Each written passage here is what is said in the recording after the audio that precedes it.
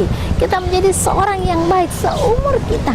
Mungkin hari ini suami saudara tidak memperhatikan saudara, dia melihat ke tempat yang lain. Tapi kalau saudara seorang wanita yang baik, dia akan kembali ke dalam rumah tanggamu, saudara.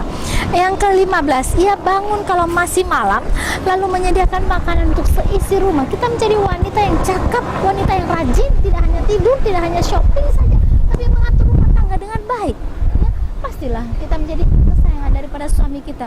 Mungkin kita tidak lebih cantik dari orang lain, tidak apa-apa, tapi dia akan melihat hati kita, kerajinan kita. Ayat yang ke-20, yang memberikan tangannya kepada yang tertindas, mengelurkan tangannya kepada yang miskin, suka memberi pertolongan. Kita tidak menjadi istri yang judes, istri yang galak. Kalau seorang yang mempunyai penghasilan yang tinggi menjadi seorang wanita yang kaya, kadang-kadang kita menjadi seorang yang galak, yang judes, yang memandang semua orang rendah. Tapi tidak, kita tidak seperti itu. Kita memperhatikan orang yang lain, saudara. Ayat 23, suami kita dikenal di pintu gerbang.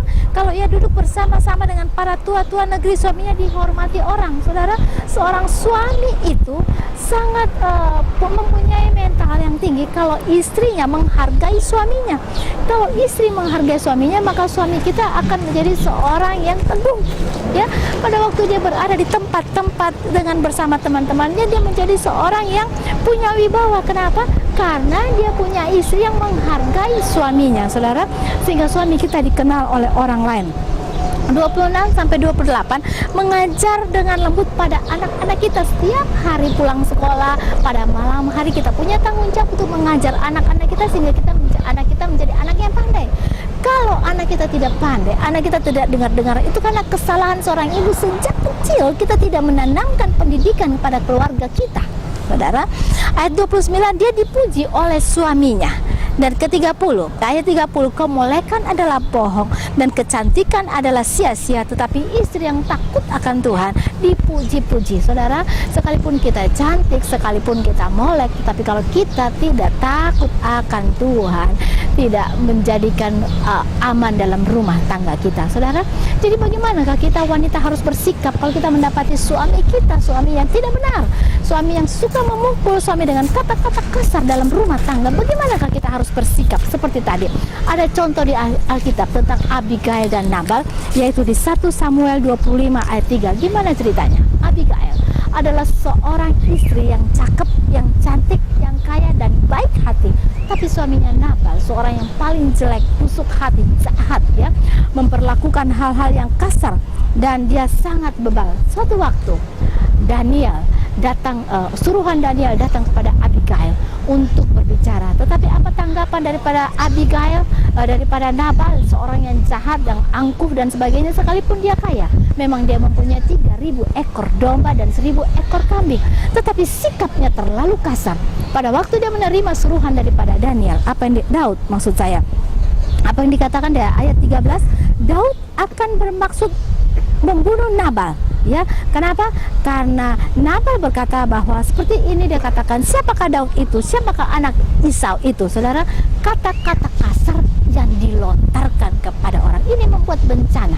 Ya, kalau orang suka mengeluarkan kata kasar, saudara, ini membuat bencana di dalam rumah tangga. Akhirnya di dalam ayat yang 14 dan 17, 13 maksud saya, Daud bermaksud membunuh Nabal.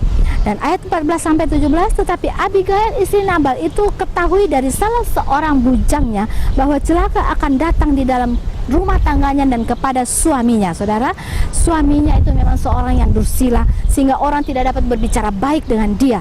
Lalu segeralah Abigail mengambil keputusan. Ya, dia menyiapkan beberapa banyak kiriman yang akan dikirimkan kepada Daud, saudara. Dia datang kepada Daud dalam ayat yang ke-24, dia sujud dan kepada Daud, dan dia berkata, aku sajalah ya Tuanku yang menanggung kesalahan itu. Ayat 25, janganlah kiranya Tuanku mengindahkan Nabal. Ayat 28, ampunilah kiranya kecerobohan hambamu ini. Saudara, di sini kita lihat Abigail datang kepada Daud untuk meminta maaf atas kesalahan daripada suaminya. Memang suaminya suami yang jahat, tapi Abigail mengampuni suaminya. Abigail mengambil kesalahan suaminya dan meletakkan pada dirinya sendiri. Itu berarti sesuatu yang sangat berbahaya, tapi Abigail mau melakukan itu demi untuk suaminya. Abigail menjunjung tinggi suaminya. Abigail menghormati suaminya sekalipun suaminya seperti itu. Saudara, Abigail menyelamatkan rumah tangganya. Abigail mengambil keputusan yang tepat. Dia datang merendahkan dirinya kepada Daud supaya Daud tidak membunuh suaminya. Saudara, seorang wanita, ya, kadang-kadang kalau suami kita, bukankah begitu? Suami kita jahat barangkali, kita akan doakan supaya dia mati saja cepat, ketabrak mobil, kesambar becak dan sebagainya. Mungkin seperti itu.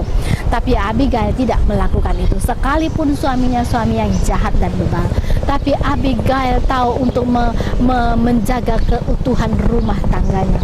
Dia mengambil beban itu. Dia mengampuni suaminya. Dia yang minta ampun kepada Daniel. Dia yang menjaga suaminya. Sekalipun suaminya jahat, saudara, dia tidak mempermalukan suaminya. Nah, ini paling sangat penting, saudara. Contoh yang baik bagi kita. Abigail, seorang yang cantik, seorang yang tulus hati, seorang yang kaya, tetapi dia mau melakukan itu. Saudara, disinilah kita lihat apa yang resiko yang diambil daripada Abigail. Kadang-kadang hati kita begitu jengkel terhadap suami kita. Apalagi kalau dia sudah memperlakukan hal-hal yang tidak baik kepada kita. Mungkin dia sudah main tangan dengan kasar, bicara kasar kepada kita, saudara, sehingga saudara tidak bisa seperti Abigail. Tapi hari ini kita diingatkan Tuhan, coba jangan tetap simpan kemarahan di dalam hatimu, kebencian terhadap suamimu. Mungkin hari ini suamimu sudah pergi jauh, tapi jangan engkau tetap simpan. Kalau kau tetap simpan kemarahan, kebencian di dalam hatimu, maka kau punya tensi bisa tinggi, bisa marah, bisa cepat emosi, bisa cepat melakukan hal-hal yang tidak baik. Tapi hari ini tinggalkan itu. Abigail tetap menghargai suaminya. Abigail mengambil kesalahan daripada suaminya. Abigail mengampuni suaminya. Saudara, ini suatu hal yang baik. Bagaimana supaya keutuhan rumah tangga kita bisa terjamin sekalipun suami sudah pergi? Tapi kalau ada ibu yang tetap tinggal, yang mengatur segala sesuatunya, yang mengampuni perbuatan suaminya, maka rumah tangganya bisa selamat, saudara. Jadi kalau hari ini engkau hanya single parent karena suamimu pergi, jangan engkau tetap mendengkuk di dalam hatimu. Engkau begitu marah kepada dia, engkau bilang biar dia mati saja ibu ini. Jangan, doakan dia, saudara. Seperti cancer yang tadi, kalau cancer itu sudah menyerang kepada keluarga saudara dan saudara tidak mendeteksi secara dini, maka keluarga saudara akan bisa hancur. Tapi kalau keluarga saudara mendeteksi secara dini, memang hanya 30% rumusan menulis, tetapi ada satu yang bisa membuat mujizat yang terbesar. Dia dapat menyembuhkan segala penyakit kanker sekalipun. Kalau dokter sudah angkat tangan, dia bisa menyembuhkan. Sama dengan keutuhan rumah tangga saudara. Kalau hari ini sudah begitu hancur, dia sudah tidak ada, dia sudah melakukan perbuatan yang tidak baik. Tapi kalau saudara datang kepada Tuhan, berdoa kepada Tuhan sebagai ibu dari seisi rumah tanggamu, kalau masih ada seorang wanita yang ingin berkorban sekalipun suaminya bersalah, maka keluarga saudara masih bisa diselamatkan. Saudara masih bisa diselamatkan. Apa cerita dari Abigail? Pada waktu Abigail pulang ke rumah, dia dapati suaminya sementara mabuk-mabukan. Dia tidak bisa berbicara. Dan suatu saat dia berbicara, apa yang terjadi? Suaminya berhenti detak jantungnya. Dia koma 10 hari dan kemudian mati. Saudara, bukan kita doakan suami kita harus mati. Kalau memang itu sudah rencana Tuhan, apa boleh buat. Tapi kalau masih bisa dipulihkan, kita pulihkan keluarga kita. Saudara, akhirnya suaminya mati dan dia diangkat menjadi permaisuri oleh Daud. Itulah kehidupan Abigail. Kita pun ada jalannya. Jadi jangan kita terlalu tertekan dengan hal itu, saudara. Kita meninggalkan kehidupan kita. Jangan penuh dendam, jangan terus marah, jangan terus menyimpan. Tetapi kalau ada wanita yang tidak berpenyakit kanker, yang tidak menularkan kepada keluarga, yang tidak merusak jaringan-jaringan lainnya, tetapi memulihkan lewat doa kepada Tuhan, maka saudara akan dapat mengatur keluarga saudara, dapat menyelamatkan rumah tangga saudara. Seperti Abigail, dia dapat menyelamatkan rumah tangganya. Sekalipun seharusnya harus dihabisi satu keluarga, tetapi karena datang Abigail yang meminta maaf, maka rumah tangganya bisa pulih kembali. Suatu waktu, kalau mungkin suamimu di luar punya begitu banyak masalah rumah tangga, saudara harus mengikut dia sebagai sang penolong. Saudara harus menolong dia, bukan menyudutkan, bukan memvonis, bukan dengan kata-kata kasar, bukan dengan kata-kata makian, sehingga suami saudara sangat terpojok dan sakit hati. Tapi tidak, sebagai istri yang baik hati, menolong apapun kesusahan suami kita, apapun apapun yang dia alami, kita sebagai penolong dia, kita sama-sama menjalankan apa yang seharusnya agar suami kita tidak lari ke tempat lain. Saudara, kenapa suami kecantol dengan wanita lain? Karena kita tidak pandai-pandai menempatkan diri kita sebagai penolong, sehingga dia membutuhkan penolong yang lain, saudara. Nah, hari ini tetapkanlah hatimu, ya, berubahlah engkau kalau engkau salah. Jadi kesimpulannya, ibu dari seisi rumah, kita menjadi seorang istri penolong yang bijaksana di dalam Amsal 31 ayat 23. Juga seorang wanita yang tahu menjaga lidah, tidak berkata sembarangan, tidak mencelakakan suami karena omongan kita. Saudara, kita juga menjadi wanita yang bisa mengatur uang. Suami kita lari, kenapa? Karena kita jadi wanita yang tidak bisa mengatur uang rumah tangga, yang suami selalu kehabisan, akhirnya harus minjam sana dan minjam sini. Tetapi kita wanita yang bisa mengatur rumah tangga dengan baik dan jujur dalam perkataan, membuat kasih yang seimbang antara mertua dan mamah kita, dan kita saling mengasihi. Itulah yang harus kita lakukan, saudara. Bagaimana sikap kita sebagai wanita? Saudara sudah dengarkan. Mari kita berdoa, kita mengucap syukur.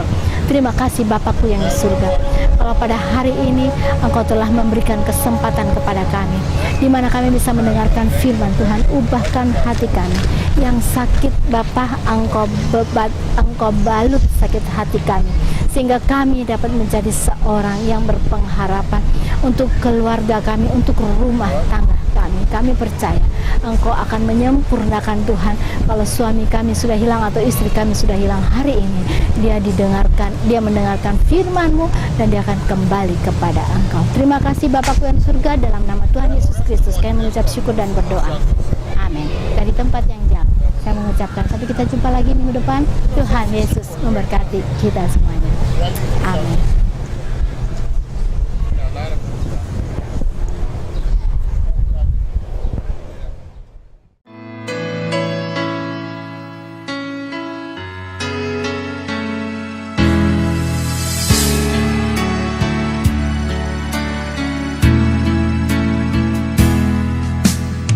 Dari semula Kau telah tetapkan hidupku dalam tangan-Mu, dalam rencana-Mu Tuhan. Rencana indah Kau telah siapkan bagi masa depanku yang penuh harapan.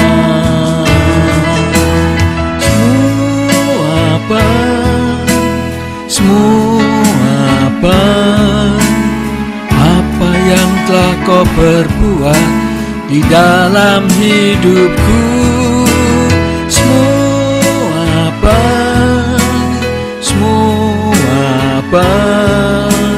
Kau jadikan hidupku berarti.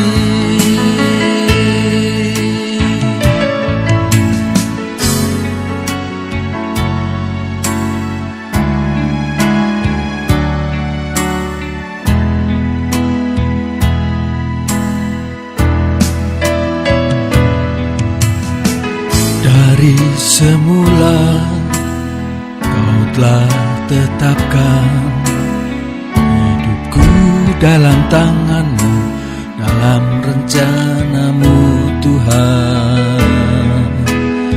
Rencana indah Kau telah siapkan bagi masa depanku yang penuh harapan.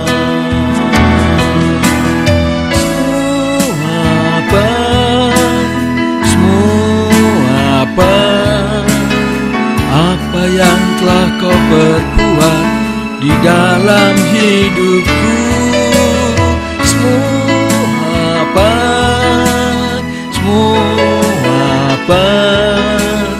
Kau jadikan hidupku